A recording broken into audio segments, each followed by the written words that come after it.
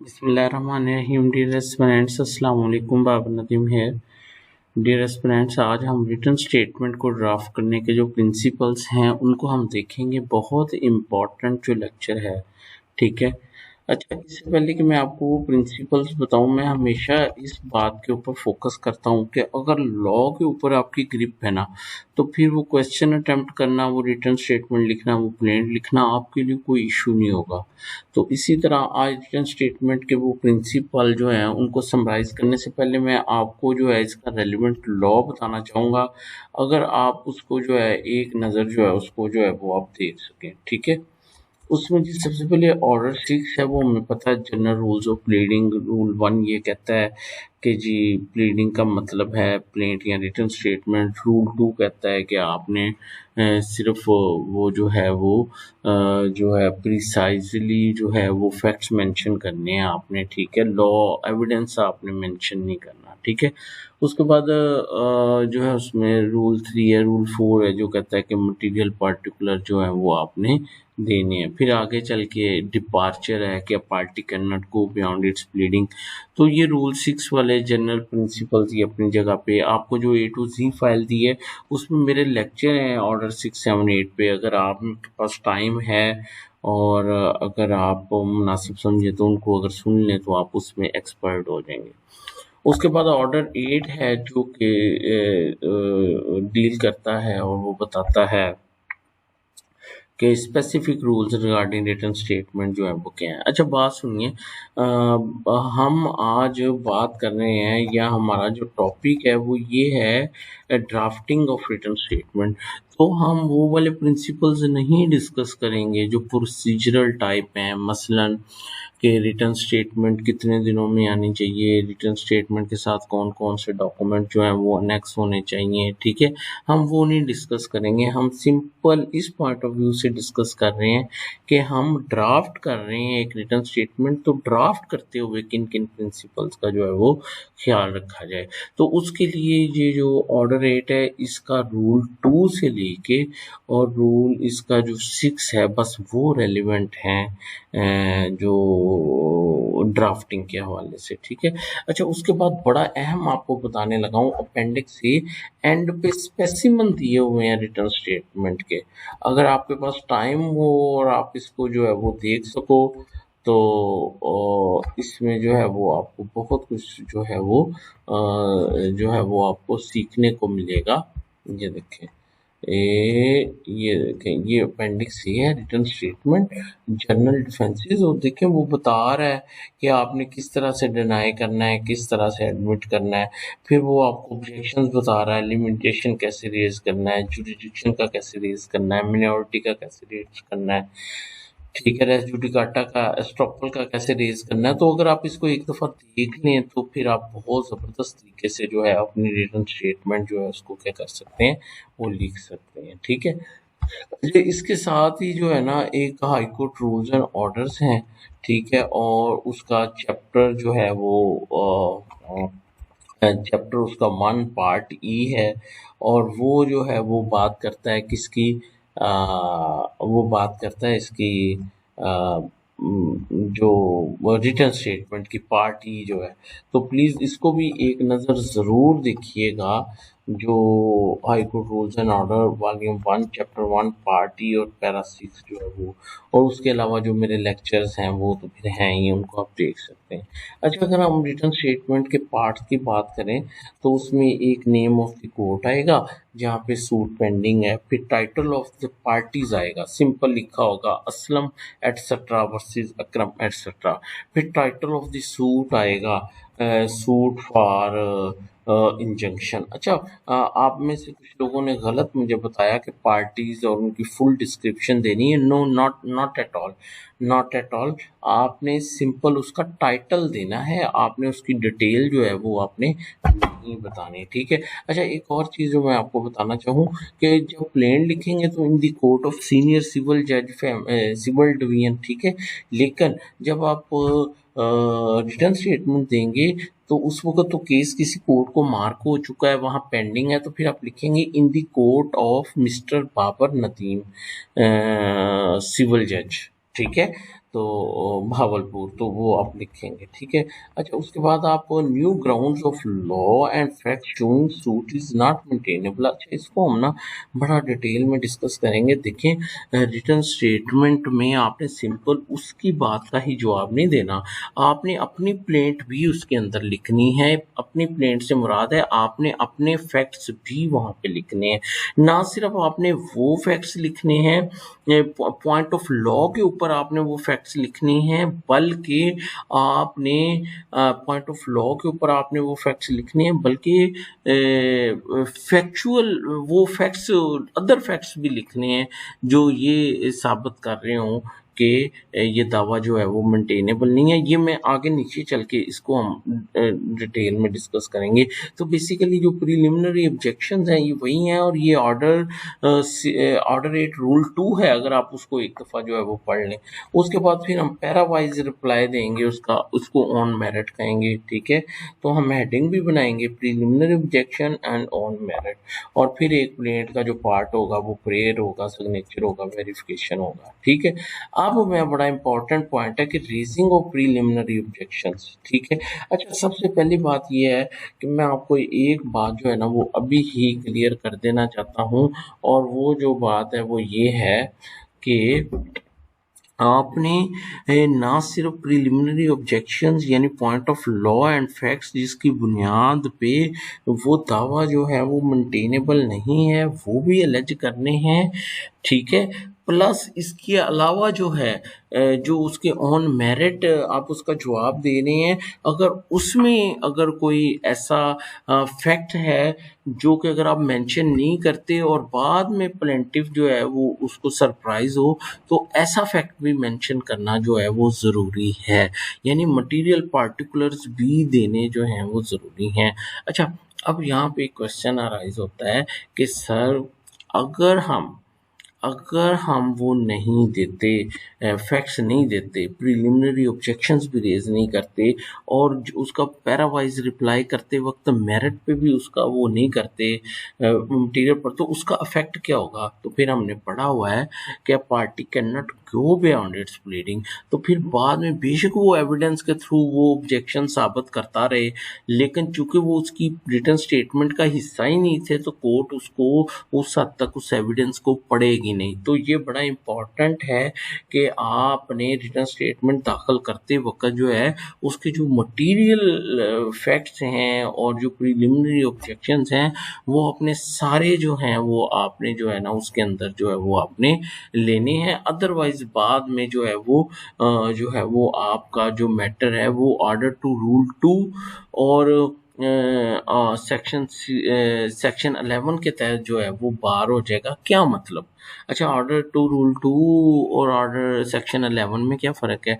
Order to rule 2 relief की हद तक रेस जुडिकाटा लगाता है, क्लेम और रिलीफ की, और जो सेक्शन 11 है वो फैक्ट्स की हद तक रेस जुडिकाटा लगाता है, यानी वो फैक्ट्स जो आप ऑलरेडी ले चुके हैं या जो आप ले चुके थे लेकिन अब आप ने वो नहीं लिए, तो वो जो ऑर्डर सेक्शन 11 एक्सप्लेनेशन 4 है कंस्ट्रक्टिव रेस जुडिकाटा, ठीक है, तो वो उसके ज़िम्मे में जो है वो आ जाएंगे। तो मैं अपनी बात को समराइज़ करता हूँ कि अगर कोई मटेरियल पार्टिकुलर जो है वो आपने रिटन स्टेटमेंट में मेंशन नहीं किया, तो आप बाद में भी मेंशन नहीं कर सकेंगे, क्योंकि आप party can not go beyond its pleading, और वो barred by order to rule 2 होगा, sorry order section 16, barred by order 16 और उसकी एक्सप्लेनेशन 4 जो होगा।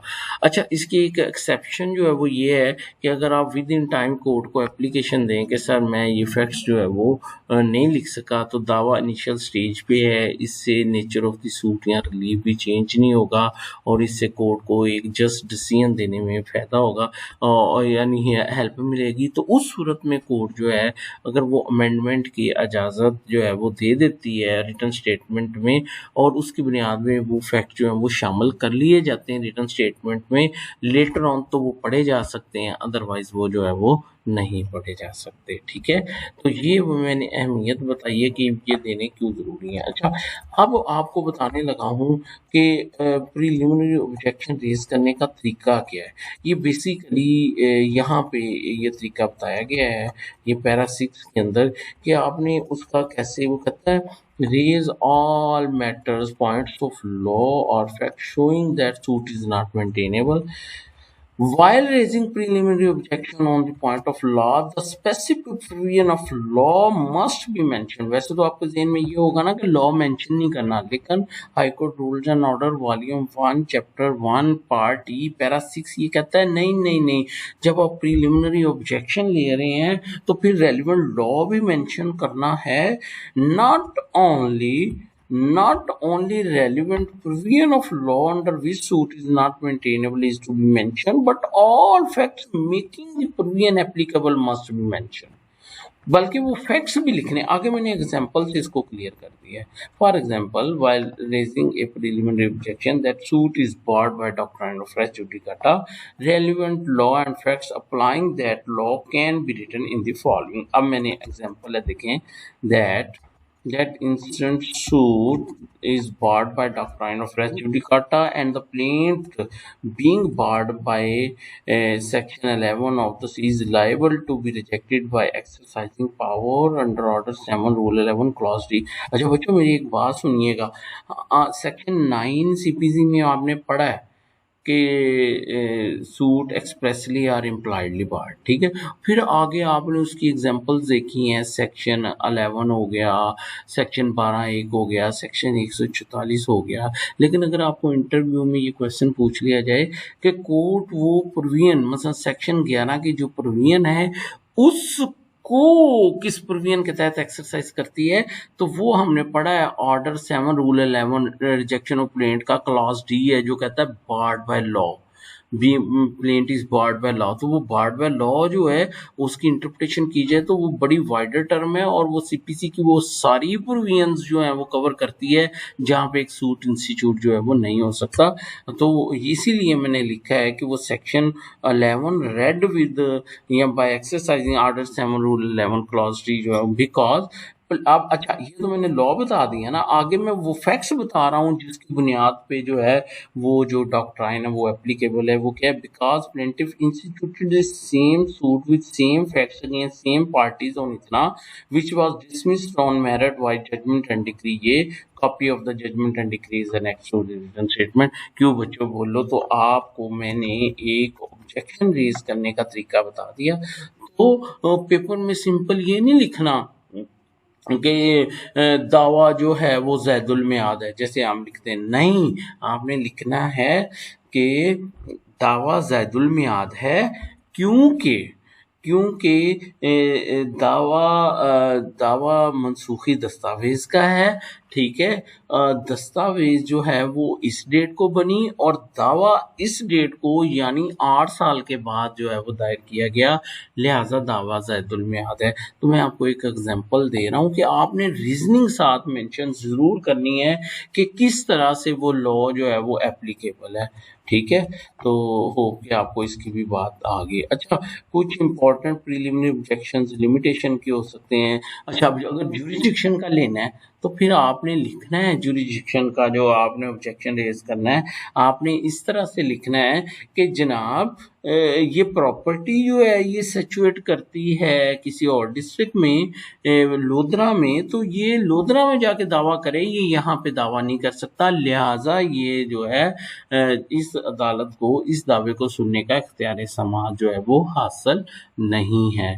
या जनाब ये फैमिली मैटर है, सब्जेक्ट मैटर है, स्पेशल कोर्ट को ज्यूरिसडिक्शन हासिल है, ये सिविल कोर्ट में ये दावा दायर नहीं कर सकता था, लिहाजा ये दावा मेंटेनेबल नहीं है। यानी रीजंस के साथ मैं इसलिए फोकस कर रहा हूँ कि 90% लॉयर जो हैं वो सिंपल वो ऑब्जेक्शन ले लेते हैं, लेकिन वो फैक्ट्स नहीं बताते जिनकी बुनियाद पे वो जो है वो प्रोविजन ऑफ लॉ जो है वो अप्लाई होनी है। ठीक है, मिनॉरिटी, रेस जुडिकाटा, स्टॉपल, अच्छा मैक्सम्स इक्विटी के मैक्सम, मसलन plaintiff has not come to the court with clean hands, और कुछ उर्दू में इसको इस तरह लिखता है कि मुद्दई अदालत में गदले और गलीज हाथों के साथ आया है, ऐसे भी इसकी इंटरप्रिटेशन की जाती है। एनी हाउ, तो ये सिंपल लिख देना ज़रूरी काफ़ी नहीं है। आप ये लिखिए, आप लिखिए कि इसने पहले भी एक दावा किया, उसमें इसको स्टे नहीं मिला, वो दावा इसने बगैर इजाज़त के वापस ले लिया या वो इसका दावा खारिज हो गया। अब इसने ये हकायक छुपा के दोबारा दावा दायर किया है, चूंकि ये क्लीन हैंड से नहीं आया लिहाजा ये गलीज हाथों के साथ आया, लिहाजा इसका दावा खारिज किया जाए। ठीक है, तो देखें ना, रीजंस जो है वो मेंशन करना जरूरी है। इसी तरह कोर्ट फी है, तो कोर्ट फी लफ ना की गई है, ये काफ़ी नहीं है, आपने लिखना है ये इस्तकरार हक का दावा है, और सॉरी ये तमील मुख्तस का दावा है, जिसमें जो value of the suit for the purpose of court fee इतनी है, जिसपे इतने की कोर्ट फी जो चस्पा होनी थी लेकिन इसने नहीं की। तो बच्चों, मैंने आपको प्रीलिमिनरी ऑब्जेक्शन रेज करने का तरीका बताया है, होप कि आपको मेरी बात समझ आ जाएगी। अब हम थोड़ा सा देख लेते हैं on merit, making reply on merit. ठीक है, तो उसमें क्या है जी, सबसे पहले है denial and admission is to be specific. क्या मतलब, देखो बच्चों, अगर वो कहता है, अगर प्लेंट में ये कहता है कि कब्जा मेरे पास है, कब्जा मेरे पास है, और डिफेंडेंट उस पैरे का जवाब ये देता है इनकार है, तो इसको कहेंगे अवेसिव डिनायल, इसको कहेंगे इसको कहेंगे डिनाइल इज नॉट स्पेसिफिक। क्यों? वो लिखता कि इसके इस जिमन से इनकार है, कब्जा मुद्दाले के पास है या कब्जा फला बंदे के पास है, तो ये हो गया स्पेसिफिक डिनाइल। ठीक है, होप कि आपको मेरी बात की समझ आ गई है, और ये एक सेटल्ड प्रिंसिपल ऑफ लॉ है कि evasive denials amount to admission. ठीक है, या fact not specifically denied through written statement is considered to be admitted true. अगर गोलमोल जवाब दिया जाएगा तो फिर कोर्ट यही समझेगी कि ये उसने जो है उसको क्या कर लिया है, उसने उसको तस्लीम कर लिया है। मसलन उसने लिखा है जी कि कब्जा मुद्दई के पास है, और वो आगे से जनाब जवाब ये दे रहे हैं रिटन स्टेटमेंट में इल्म ना है, तो ये भी है lack of knowledge amount to admission. तो भाई वाजे जवाब आपने उसका जो है वो देना है। ठीक है, सॉरी अब्बू की कॉल आ गई थी, हम बात कर रहे थे, हाँ, denial admission must be specific. अच्छा, मैं आपको वेसिव डिनाइल की एक और जो है मैं आपको एग्जांपल देता हूँ मजेदार। प्लेंटिफ बीबी जो है अपने खर्चे के दावे में ये कहती है कि मुद्दाले जो है वो एक स्कूल टीचर है और ये 50,000 रुपये महाना कमाता है। ठीक है, अब मुद्दाले जो है वो अपने जवाब दावे में लिखता है इनकार है, तो क्यों बच्चों, क्या ये स्पेसिफिक डिनाइल है? नॉट एट ऑल, ये स्पेसिफिक डिनाइल नहीं, ये अवेसिव डिनाइल है। तो वो स्पेसिफिक डिनाइल कब होगा? वो उस सूरत में होगा जब वो कहता है इसकी बात पे इनकार है, असल में मुद्दाले एक साइकिल की दुकान पे काम, रिपेयरिंग की दुकान पे काम करता है और वो 10,000 रुपया महाना जो है वो कमाता है, तो ये हो गया स्पेसिफिक रिप्लाई। तो आपको मैं एग्जांपल्स दे रहा हूँ, तो आपको जो है वो शायद मैं कोशिश कर रहा हूँ कि आपको जो है वो समझ आ जाए उसकी। ठीक है, इसी तरह वो कोई डॉक्यूमेंट एलेज करता है, तो वो ना उससे इनकार करता है ना वो उसको, तो वो अवेसिव डिनाइल में आ जाएगा, और अवेसिव डिनाइल जो है वो अमाउंट्स टू एडमिशन होगा। ये वो सारी बातें हैं जिस पे मैं लेक्चर डिलीवर कर चुका हूँ, लेकिन मुझे रिपीट करना पड़ रहा है। अच्छा, आगे चल के फिर हम इसको देख लेंगे अपने उसमें क्या कहते हैं, प्रैक्टिस के दौरान हमने इसको कैसे अप्लाई करना है। उसके बाद है where the fraud is alleged material particulars must be mentioned, ये तो हमें पता ही है। रिटर्न स्टेटमेंट लिखते वक्त भी अगर वो कहता है कि जी ये जिस डॉक्यूमेंट की बुनियाद पे इसने दावा किया है वो डॉक्यूमेंट जो है वो जैली और फर्जी है, तो फिर बताना होगा रिटर्न स्टेटमेंट में कि वो किस तरह से जैली एंड फर्जी है। ठीक है, अच्छा जी, इसी तरह अगर सेट ऑफ का क्लेम है तो फिर वो सेट ऑफ का क्लेम जो है वो लिखना ज़रूरी है। तो आज मैंने आपको रिटन स्टेटमेंट के पार्टिकुलर्स बताए, थोड़े से प्रिंसिपल्स बताए, उनके कंसिक्वेंसेस बताए। कमेंट ज़रूर कीजिएगा, मुझे अपने दुआओं में याद रखिएगा। Thank you so much. अल्लाह हाफिज़।